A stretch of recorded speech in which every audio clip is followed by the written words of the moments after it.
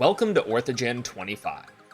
In this tutorial, we will go over OrthoGen Create's most versatile volume creation option, the OrthoGen Views layer. As the name suggests, this volume creation option involves the user defining volumes on a layer which OrthoGen Create will scan and extract from.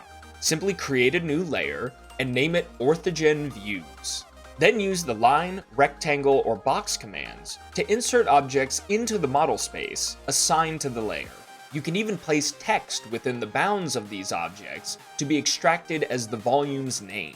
Lines can be used to create a faux grid, and boxes will have their Z-limits extracted instead of having them set to default values.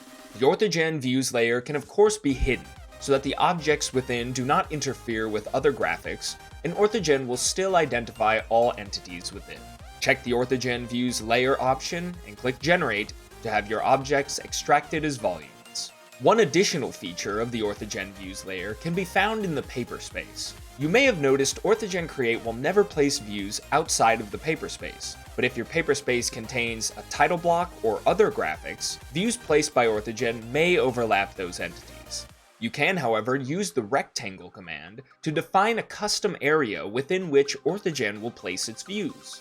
Assign this rectangle to the OrthoGen Views layer, and all views will be placed within this area.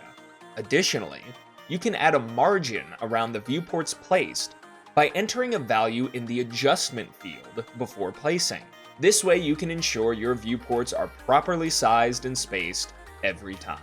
Even with this simple overview, we hope you can see just how powerful this volume creation option is and how it can save you time and energy in creating your viewports.